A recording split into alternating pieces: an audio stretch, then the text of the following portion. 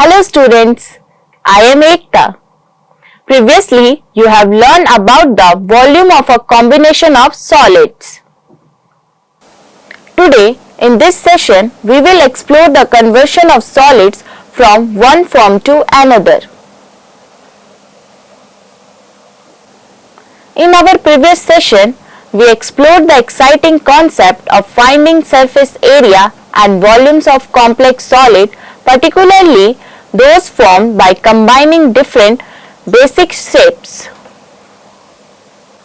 We have seen how these mathematical skills apply to real-life scenarios, like determining the paint needed for walls or vehicles or calculating the volume of medicine a capsule can hold.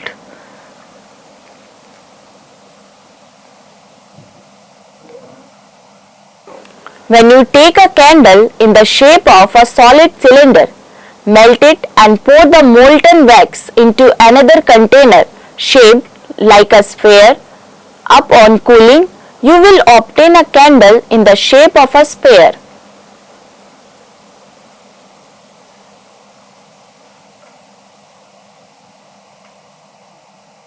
What's crucial to remember in situation like this is that the volume of the new candle will be exactly the same as the volume of the original candle.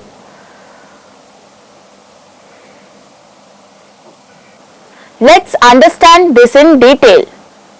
Learning outcomes. After the completion of this lesson, you will be able to understand the concept of transforming three-dimensional solids while maintaining their volume integrity. Solve problems that involve finding new dimensions, volumes or surface areas of solids after they undergo transformation. Recognize real-world scenarios where converting solids is relevant, such as in architecture, engineering, manufacturing, and art.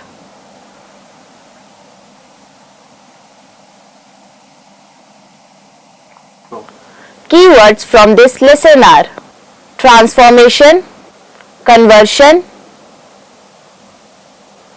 volume, surface area, casting,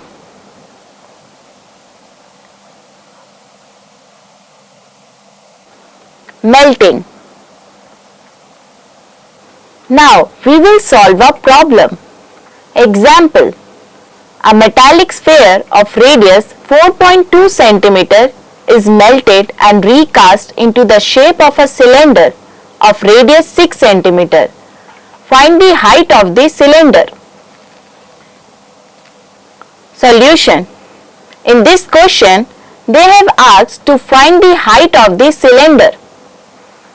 The volume of both the sphere and cylinder remain the same as a sphere is melted and cast into the cylinder.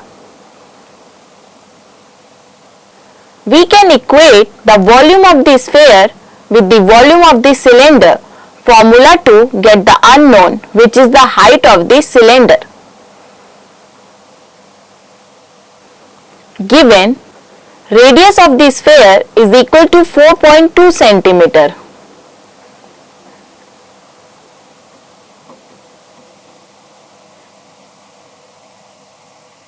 Radius of the cylinder is equal to 6 cm.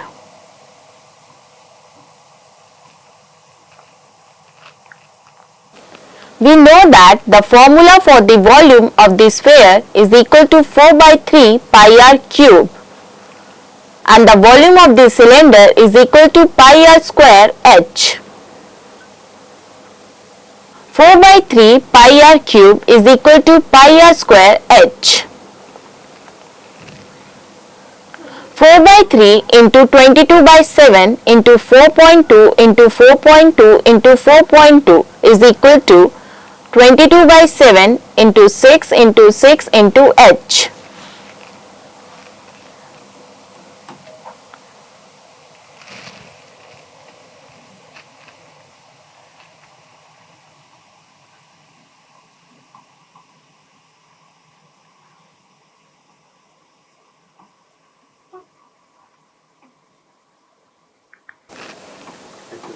H is equal to 4 into 1.4 into 4.2 into 4.2 by 6 into 6.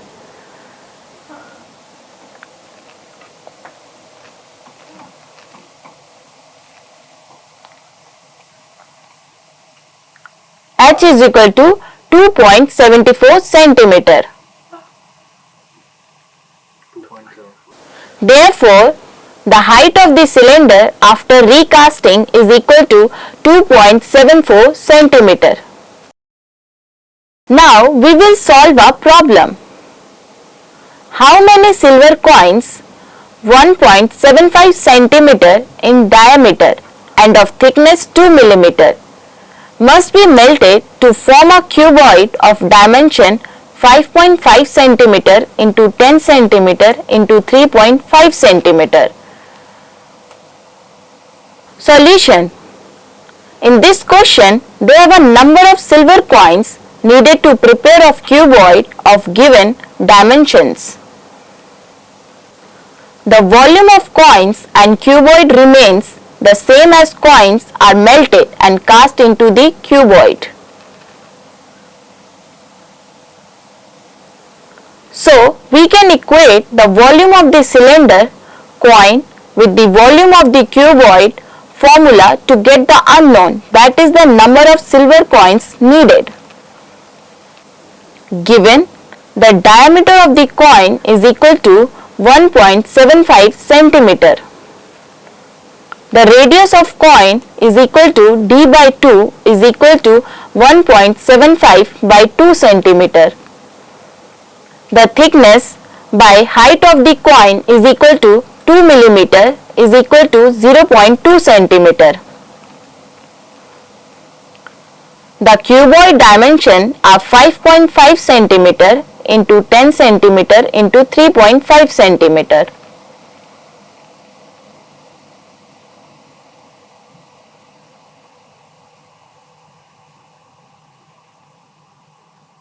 Now, let us consider the number of coins is equal to n.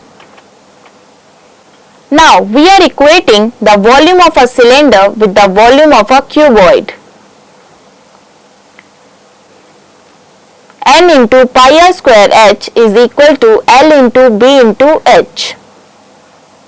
N into 22 by 7 into 1.75 by 2 into 1.75 by 2 into 0.2 is equal to 5.5 into 10 into 3.5.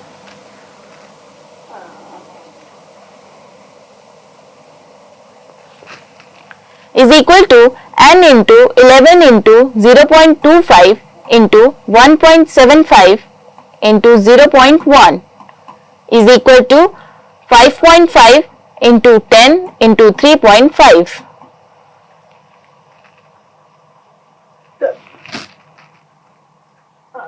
N is equal to 5.5 into 10 into 3.5 by 11 into 0.25 into 1.75 into 0.1.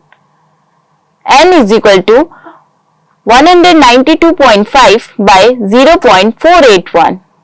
So, we consider the whole number, that is 400.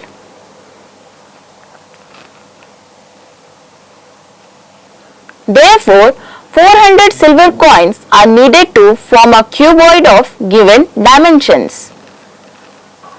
Students, let us summarize what we have learned. When solids are converted from one form to another while maintaining volume integrity, you can equate the volumes before and after the transformation. Pay attention to units of measurement and ensure they are consistent throughout calculations. The concept of solid conversion has practical application in fields such as architecture, engineering, manufacturing, and art. Thanks for watching this video.